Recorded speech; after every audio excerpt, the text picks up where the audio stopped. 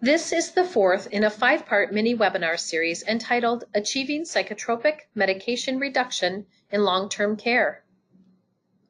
Lake Superior Quality Innovation Network serves to improve healthcare for Medicare beneficiaries across the healthcare continuum through a collaboration between the following quality improvement organizations: Stratus Health of Minnesota, Medistar of Wisconsin, and MPRO of Michigan.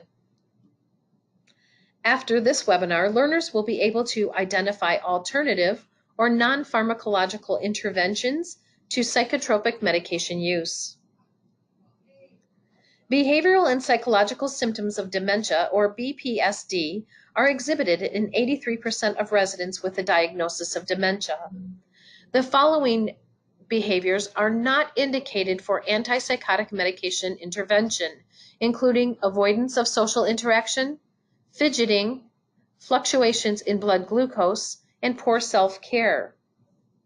Non-pharmacological interventions used to treat these symptoms refers to approaches to care that do not involve medications, and they are generally directed towards stabilizing or improving a resident's mental, physical, or psychosocial well-being.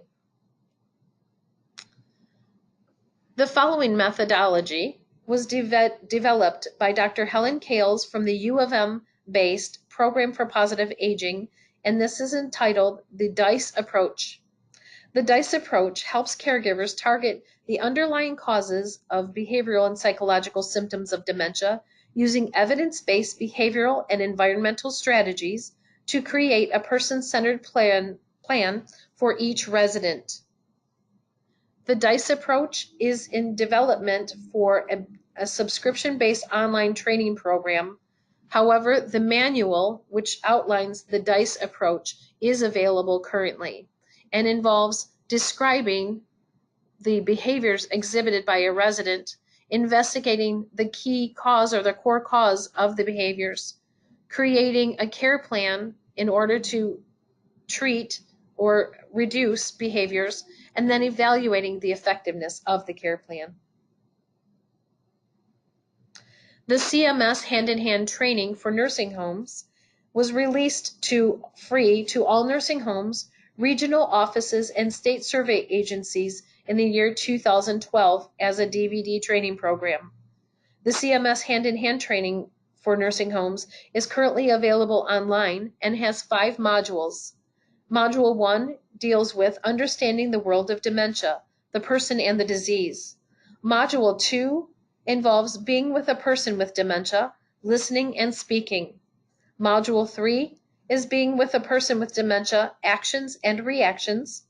Module 4, being with a person with dementia, making a difference. And Module 5, preventing and responding to abuse.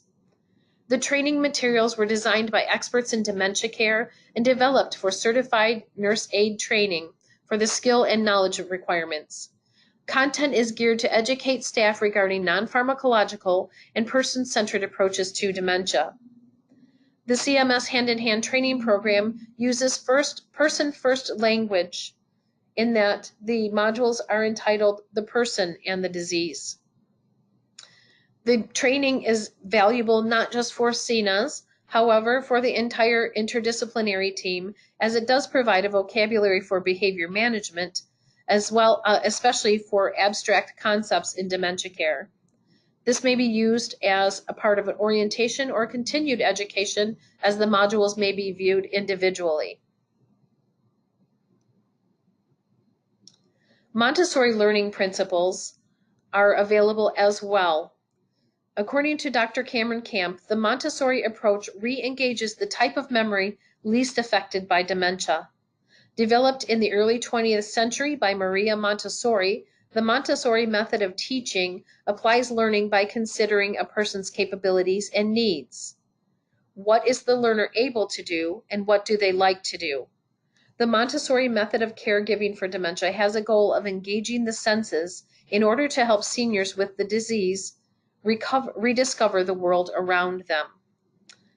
Montessori learning principles are structured to facilitate success by adopting rehabilitation processes, including task breakdown, guided repetition, use of self-correcting modifiable tasks, and progressing difficulty from simple to complex, concrete to abstract.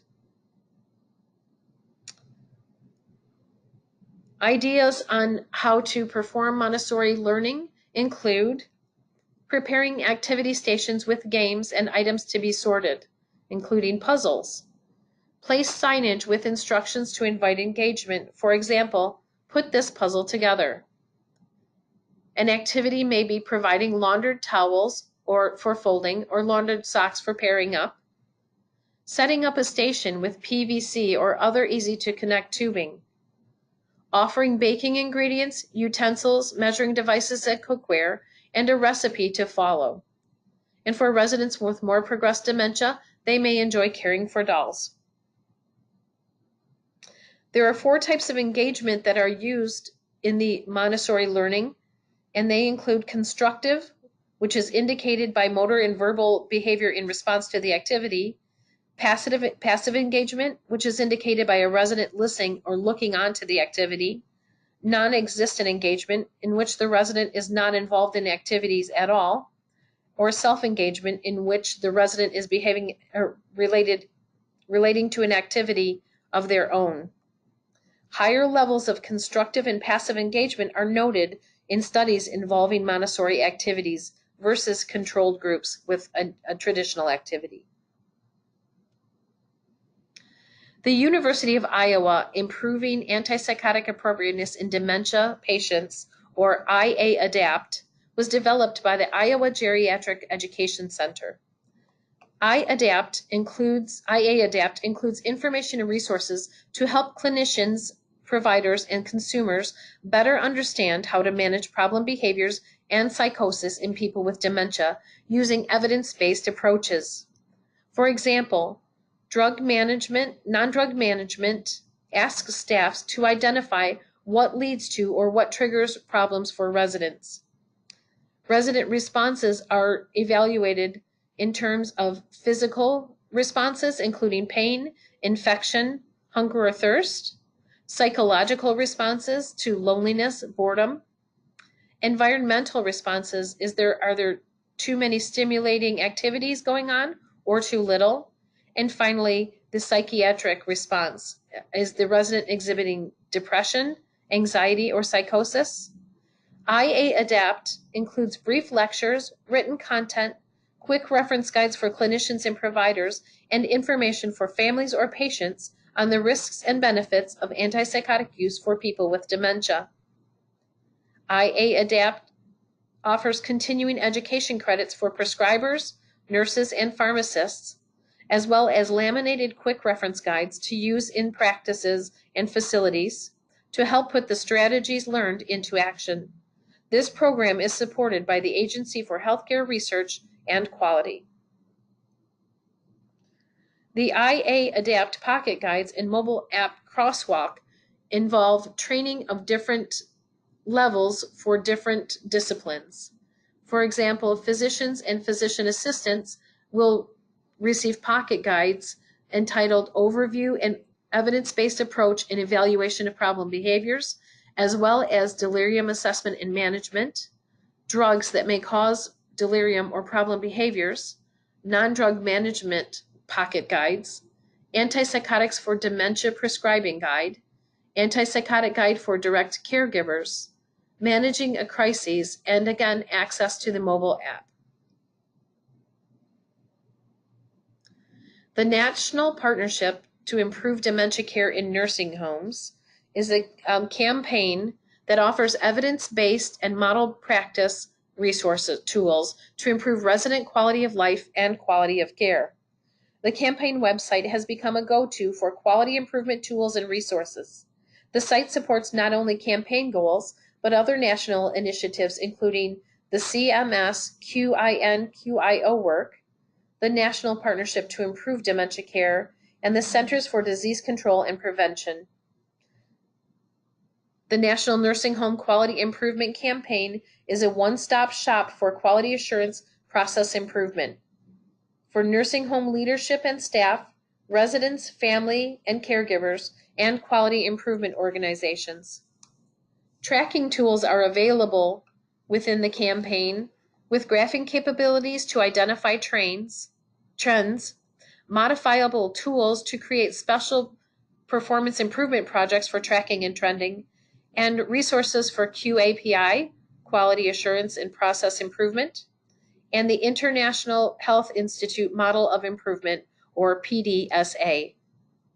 The campaign involves 9 priority goals, including consistent assignment, dementia care and psychotropic medications, hospitalizations and infections, pain, person-centered care, pressure ulcers, and staff stability.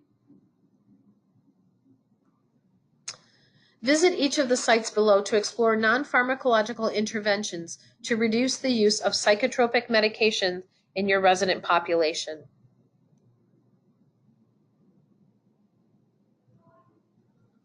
In webinar 5 of the 5-part series, we will define and implement the gradual dose reduction process as part of achieving psychotropic medication reduction in long-term care.